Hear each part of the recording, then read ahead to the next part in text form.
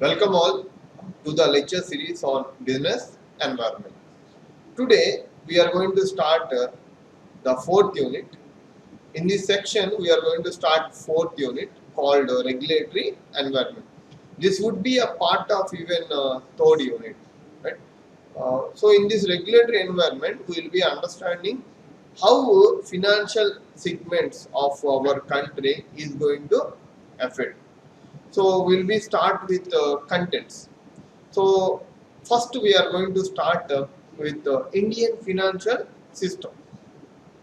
So we'll be understanding what is the Indian financial system, how it was developed, and what are the different institutions under Indian financial system. Like that, we are going to understanding about Indian financial system, where you are going to have a knowledge of how a financial system has developed in our country and how it was going. Then after that, we are going to see major institutions. We are going to see the major regulatory bodies in our country.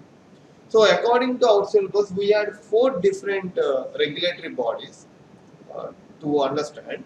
So the first regulatory body is Reserve Bank of India, RBI. So RBI is going to regulate all the banks in our country, right? So these people, this RBI is going to frame rules, regulations, every aspect related to commercial banks in our country. Then the second regulatory body is SEBI. SEBI. The full form of SEBI is Securities Exchange Board of India. So these are going to regulate stock markets. SEBI is going to regulate all the stock market institutions in India. Then the third one is the IRDA, which was known as Insurance Regulatory and Development Association of India. So this Insurance Regulatory Development Association is going to regulate insurance industry. So, like if you want to start insurance business, you should get a permission from this regulatory body, right? Then finally, the last one is AMFI. Uh, the last one is AMFI. Full form of AMFI is Association of Mutual Funds in India. So this will regulate the mutual fund institutions, right? So these four were the major sources for starting money from for getting money, right? In India, we had a major source of either for bank or from shares or from insurance industries or from mutual fund industries. So the companies are going to get money from these sources only. So we are going to understand how these sources are going to affect business organization, how they are going to develop the rules, regulations. So every aspect related to these institutions are going to discuss it in our second unit. Then we'll be also discussing about foreign trade policy, right? So in fourth unit, the topics are like first is about Indian financial system, then about the Reserve Bank of India, then about Securities Exchange Board of India, then about Insurance Regulatory and Development Association, then about Association of Mutual Funds in India, then finally about foreign direct investment. So totally there were seven concepts in this particular unit. So let us start the first concept. So the next concept is Securities and Exchange Board of India. So this was developed under the Act 1992. So let us see what are the contents in Securities Exchange Board of India. So we are going to understand how it was established, what was the organization structure for this SEBI, then who are the board members, the current board, how the management has been developed, right? Then we will be discussing about some of the objectives of SEBI, then functions, powers of SEBI. Then finally we will be understanding about SEBI powers. So let us start with establishment. In 1988, the Securities and Exchange Board of India was established by Government of India. through an executive resolution, right, and was subsequently updated a fully atomic body. It was given fully powers as an autonomous body in the year 1992. The Parliament has passed act called Securities and Exchange Board of India Act. Right, it was given on 30th January 1992. So like that, the full board called Securities and Exchange Board of India was developed in 1992. So from then onwards, this SEBI was been having the autonomous power. So whatever rules was being developed by this SEBI, that should be followed by the stock markets, so that the stock markets are going to regulate properly. So let us see what is the main objective, main uh, aim. So that has been developed under the Act, right? So this is a very important, which tells you whole meaning or whole scenario of a SEBI. So SEBI main aim for developing a SEBI is to save the interest of investors. So the investors who are going to invest money in stock market, so to save them their interest, these particular SEBI has developed, and also to develop this SEBI, right? And finally to regulate the security markets, right? So like to protect, to promote, and to develop as well as to regulate the securities market in India, this SEBI was developed. So that was a major aim. Beyond that, let us see the organization structure. So the organization structure compares of following members. So the first one is like chairman. The present chairman, as per October 2020, the present chairman is Ajay Tyagi. So he was one who regulating the total saving. Then there should be two members. One should be appointed. There should be two members. One should be appointed from the minister of central government. He should also deal with the financial aspect of government. Then in these two members, the other should be from administration of companies act. So one will be from the central government, another should be from the administration of the company act. So this will be two will be working under the chairman. Then the third member should be from official, one of the official from Reserve Bank of India. So like this, four members will be established. Then there should be some five other members who should develop all different aspects under SEBI. So five members, at least three should be appointed from the central government. Okay. So total nine members. You can see in the organization structure of SEBI. So it consists of chairman, two members, one from the central government, another from the state companies act, sorry, administration of the companies act. Then one member, he should be officially from the government of from the Reserve Bank of India. One should be official of Reserve Bank of India. Then like five members who should develop all the administrative activities. So like that, with these nine members, the organization structure has developed. So let us see what are the objectives. As I told you, the main objective is to promote and to see the growth of securities market. Okay. So the main objective of SEBI is to promote healthy and orderly growth of the securities market, and they should also secure the interest of investors. So the interest of investors has to be taken into consideration while developing any rule under this particular SEBI. Then beyond this, there are some objectives like to protect the interest of investors, to save the interest of investors, so that there will be a steady flow of savings in the capital market. So the objective, the one of the objectives, the investors' interest has to be considered, because if investor doesn't believe on SEBI, then automatically there would be a biggest loss for the organization.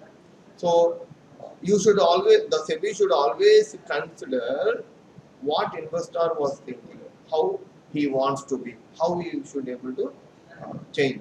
So depending upon that, they should be able to develop rules and regulation based upon the interest of the investors, right? Then to regulate the securities market and ensure a fair practices.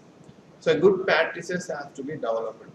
So the SEBI, as the another objective of the SEBI is to regulate all the securities market which were being in India, and they should able to see that has to be done good practices. They are they should able to verify regularly how they are doing the activities, how these securities market are doing the activities. Finally, the last objective is to promote efficient services by brokers, by middlemen, by merchant bankers, and other intermediaries. So, efficient services from the stock markets has to be taken much consideration by the SEBI. So, these intermediators who are being acting as a mediators between the investors and the companies, their interest has to be taken much consideration. Then only you can understand the SEBI duties are being implemented properly, right? Then let us see functions. So the function of SEBI has been divided into two different aspects. One is a regulatory function, another one is a development function. So let us see what are the regulatory functions.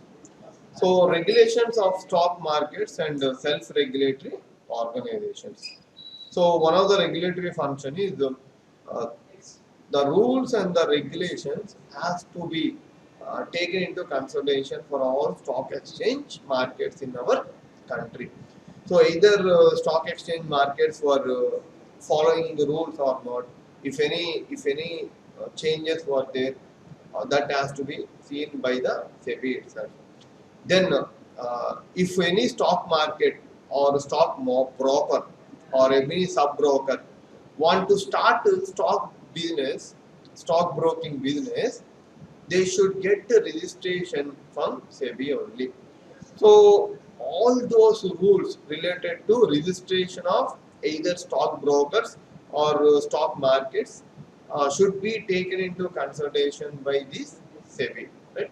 So, registration to all the issues, all the issues related to merchant banking or any other aspect like portfolio manager. So, all the issues has to be followed by the SEBI itself.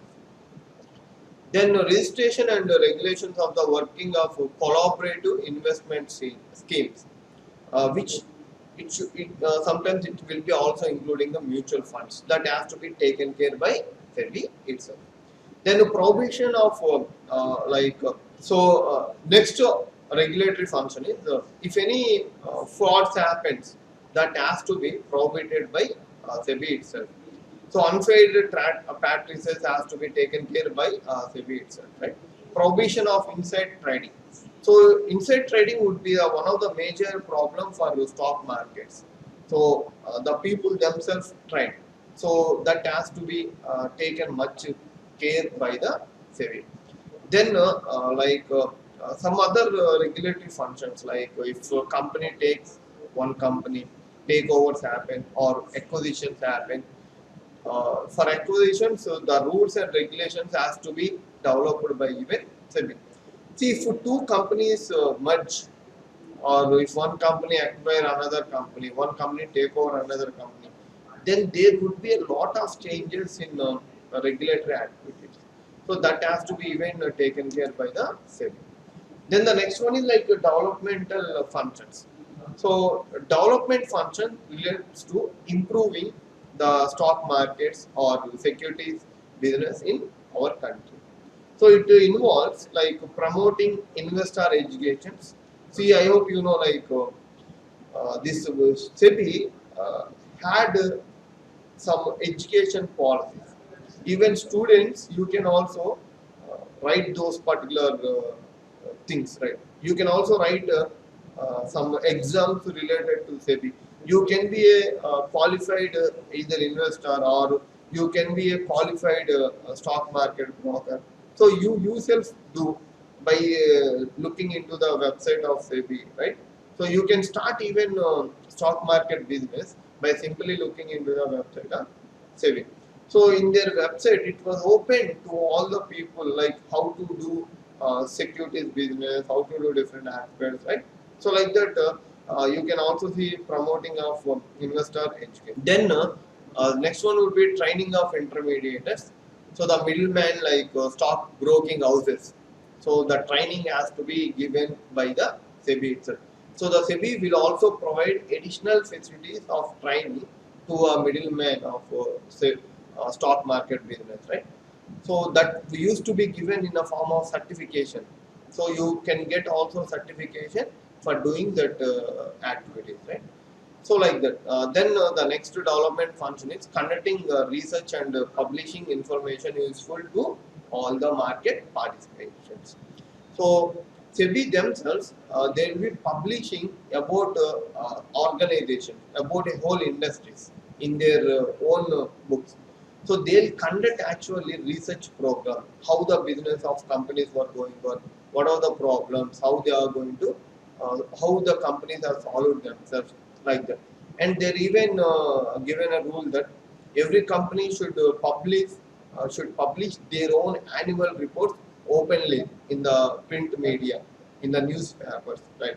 You may be regularly seeing in the business line newspaper how the company's turnover is going to happen, right? So like that, the SEBI has taken some developmental functions of telling about company's information to the all the investors, right? Then the next one is promoting of fair practices. So all the SEBI has to promote the fair practices from time to time. So they'll be telling how the companies are doing their business, what are the different regulations under the SEBI, how they are implementing, if any problems comes, how they are solving, right? So like that, they were actually developing so many activities to promote the fair practices. And finally, the last one is like promotion of self-regulatory organization. So every person should know that this SEBI had a regulatory power. If any investor had a problem with a company, then they can complain directly to SEBI. Related to stockholders, they can complain to SEBI, and they can able to overcome the problem easily. So they should tell, they are continuously telling that they had a self-regulatory body, right? So if any company creates laws, even that will be taken care by the SEBI itself, right? So like that, you can understand the different development functions of SEBI. Then like we'll see what are the different powers of SEBI now. So like the following are the different powers of SEBI. So it has a power to call periodical returns from recognized stock exchange. So they can call any stock exchange for meetings, and they can ask any aspect, right? So it has that power. The SEBI has a power to comply in listing of securities by the public companies.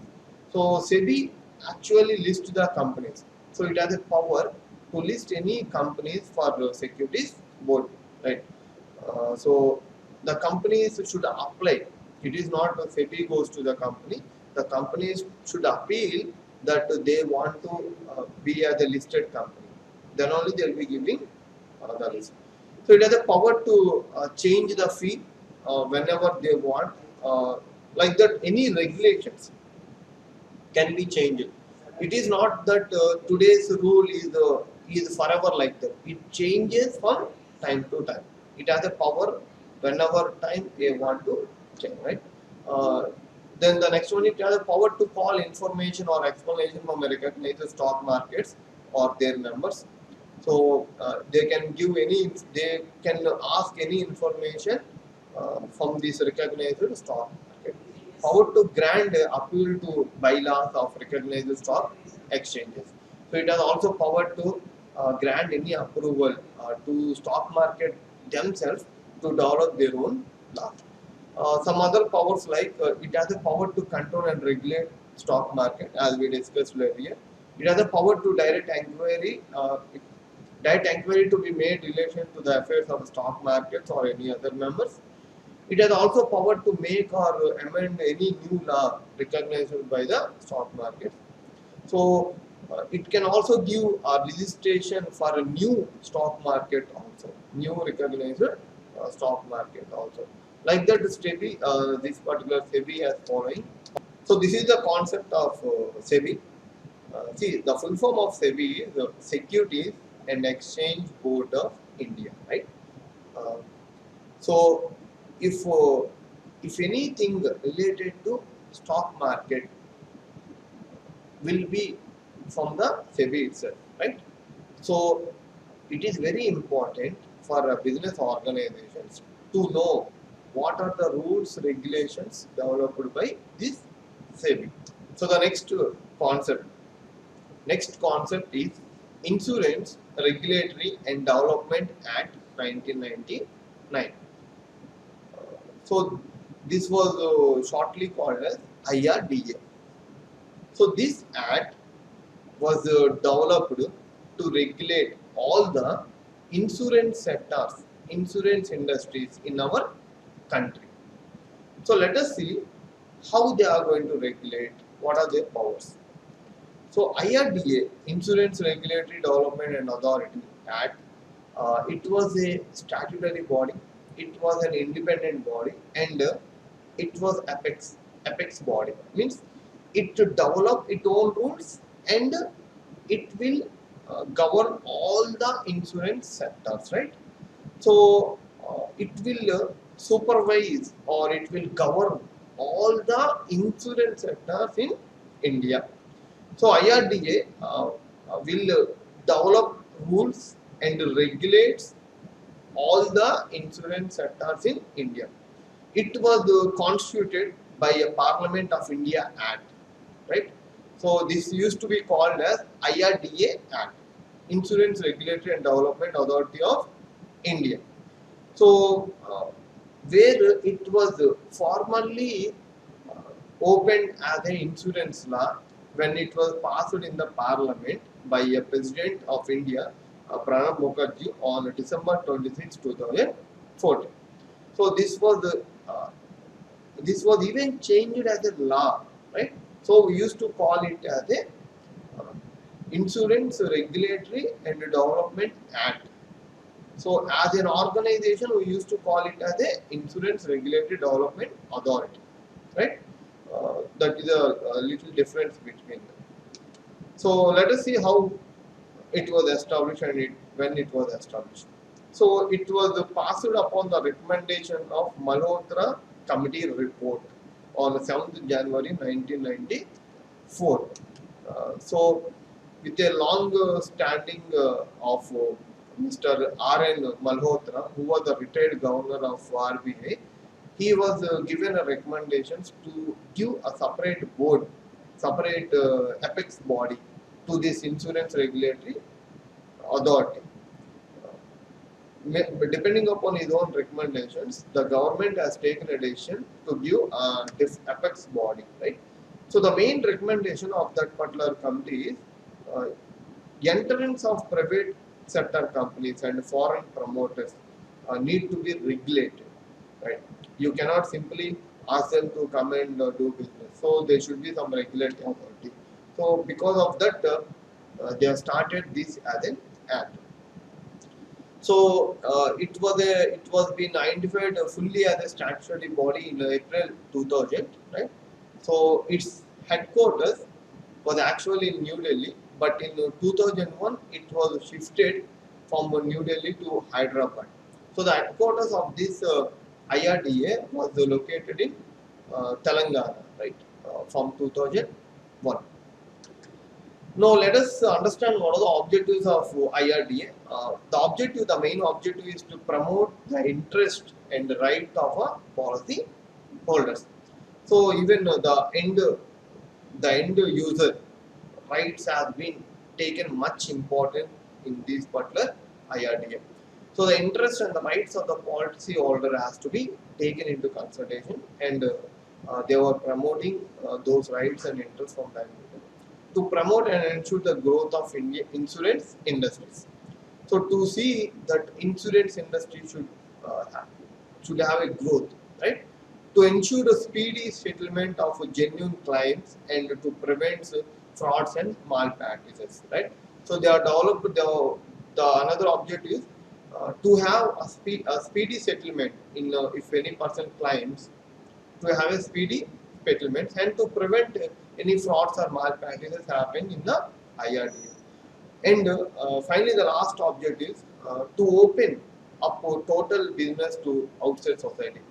So to bring the transparency and orderly conduct of financial markets dealing with the insurance sector. So whatever the activities happening in IRDA or under insurance organizations, that has to be open to all the society, so that it can be treated as a financial market. I hope you know most of the business organization will treat this was one of the capital market to get money for their business activity, right? So like that you can understand the different objectives of IRDA. So the present chairman of IRDA is Mr. Subhash Chandra Gadia. So he was the one who was a present chairman. So let us see who are the members, the organization setup of IRDA. So it consists of one chairman. So the period for the chairman would be 5 years, and the age should be 60 years. Of the maximum age should be 60 years. So there can be 5 full-time members, full-time members, uh, where this period of full-time members would be 5 years, and the age should not cross more than 62 of age. Then they can add even 4 part-time members. So total 10 members will be in the organization structure of IRDA. So these four part-time members should not exceed more than 5 years tenure in IRDA. So the chairman and other members, all the members and the chairman, total 10 members will be appointed by the government of India, right? So like that you can understand total setup of IRDA. Now let us see what are the different functions and what are the different duties of. Let us see what are the different functions and what are the different duties of IRDA. So the main function is to regulate all the insurance companies, right? So the main function would be regulate. The main duty is to frame rules and regulations for all the insurance companies in India. Beyond that, uh, the other functions like to issue uh, registration certificates to insurance companies and regulators, right? So this IRDA should issue the certificates of registration to any new company or for any old organization which they have been already developed in the country. So to protect the interest of policyholders, even the objective, right? So they used to frame rules regularly, and that rules they'll try to see that rules has to be implemented, right? So in IRDA, if a company wants to develop a new policy also, they should take permission from IRDA. If insurance company want to even develop a new policy, also they should take a permission from where? From the IRDA. So to provide a license to insurance company like either such as agents, brokers, any other things should be given by the license should be given by the IRDA. I hope most of the students may be known. If you want to change as an insurance agent, you should write an exam. You should qualify the exam which was been conducted by IRDA. Then only you will be treated as an insurance agent or insurance broker. Even company also, they should follow certain rules and regulations. Then this IRDA will be given a certificate, and accordingly you can do different activities related to IRDA, right? and it promotes and regulates the professional organization related with the insurance business, and some more efficiency of the insurance industries will be improved. It regulates and supervises the rate of interest rates, all the terms related to rates, interest rates, or premium rate. So each and every consultations will be taken into consideration by insurance companies. It specifies the conditions and manners, right? According to which insurance companies and other intermediaries has to make their financial report. It also ensures the maintenance of solvency margin, right? So the margin which was been has been clearly mentioned by people. So the information which the companies provides, that will be also ensured by the IRDA. So these are the some of the major functions and duties of the IRDA. So that is about Insurance Regulatory and Development Act, right? So this act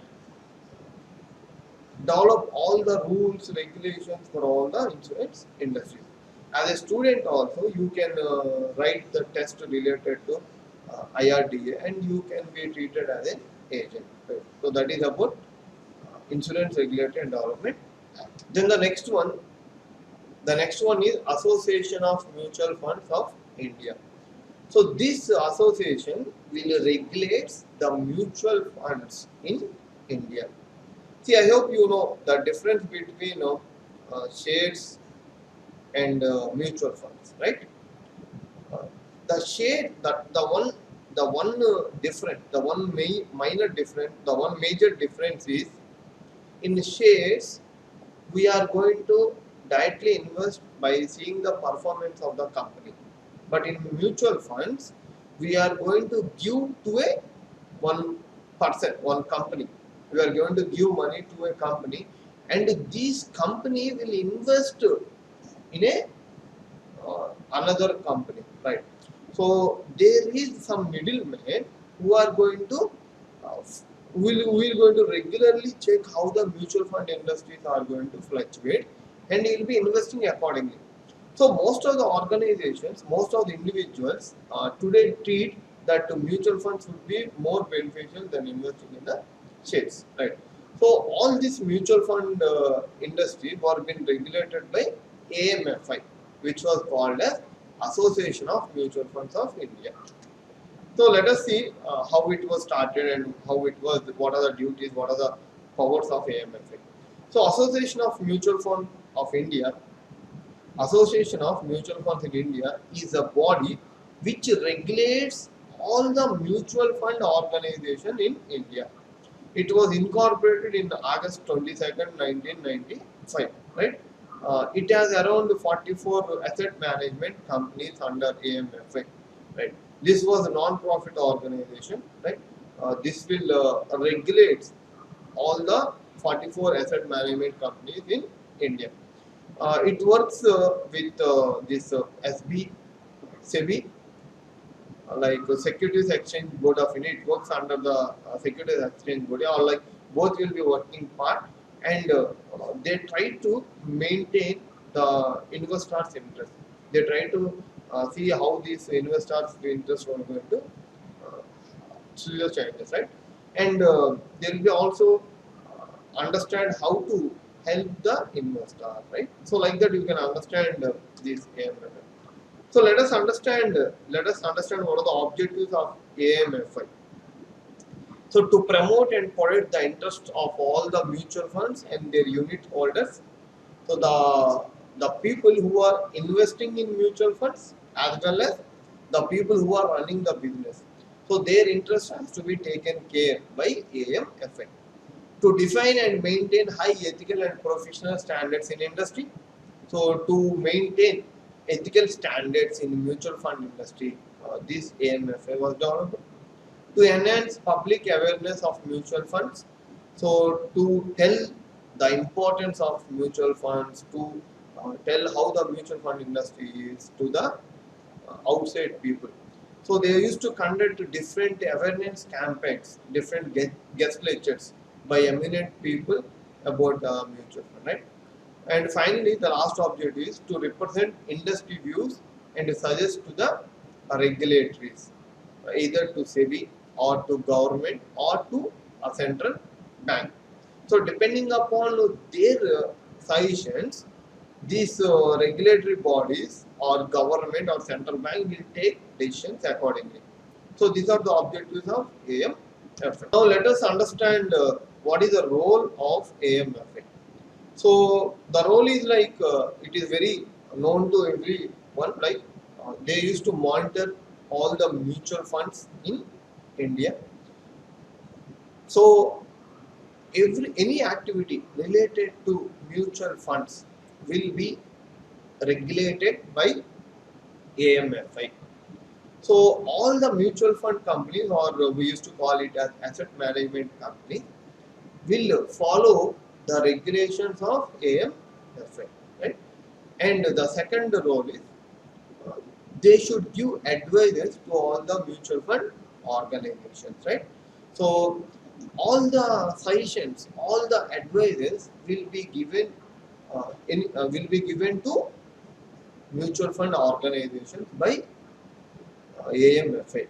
So depending upon the advice or suggestion given by the AMFA, these mutual fund organizations are going to change their strategies accordingly, right? Then finally, the other important role is conducting exams for having a qualified distributors of mutual funds, right? See, for all the four regulatory bodies, this used to be common. Even the mutual funds will conduct some qualification exam to do business, right? So as a student, you can register for exam and you can qualify that. So you can able to perform easily these mutual fund businesses, right? So these are the important roles of mutual fund. Now let us see what are the advantages of mutual fund. So it is easy to invest. Why it is easy? Because we are giving money to a middleman. We are not giving directly to an organization. So if there is any risk, they will take a some action, right? They will take a right action accordingly. So investment procedure and the investment is very easy. No need to understand the market. We doesn't bother about a market because there is some asset organization company who will be regularly monitoring the market. So we are the duty of investors is only to give the money, right? They'll guarantee you some returns and with a subject to marketing risk, they'll give that returns to you. Even with the marketing risk also, they will be easily investing in other companies, right? Because with a bulk amount, they can easy of investing other companies. So that would be another advantage. Then you will be getting a professional help from the mutual fund organizations as well as AMFA. So it doesn't have regulatory authorities, so we can get a professional help from this. See, ultimate regulatory authorities for mutual fund is also in SEBI, right? But these will suggest you. So if you open a website of AMFA, they'll be having a few suggestions. So you'll be getting investors who are investing. They'll be knowing the professional help directly from the organization, right? Then you can see easily available of organization. It will be constantly updating of the changes which were happening in the society. Like they'll be also providing a public information. We'll be getting a highest benefit of mutual funds for the public information because this AMFA directly involving as a organization. So there is no problem with the information at all. Then finally the last one would be legal protection. So you will be always be getting a legal protection because the organization will try to see the interest of the investor as a main objective, right? Then there will be some disadvantages also. So let us understand the disadvantages. So the first two disadvantages for all the markets would be this.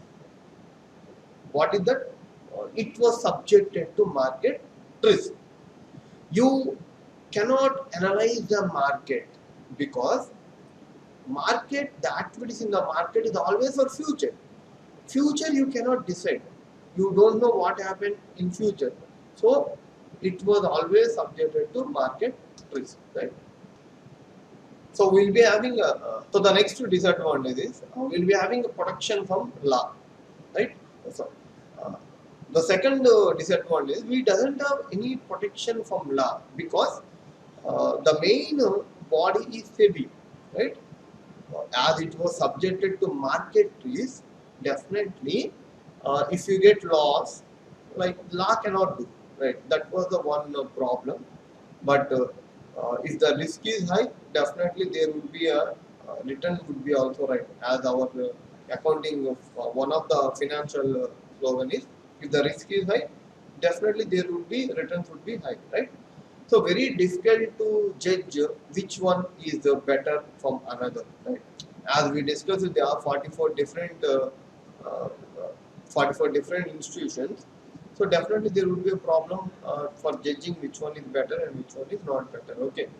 So like this, these are some of the disadvantages of AM. So that is about association of mutual funds.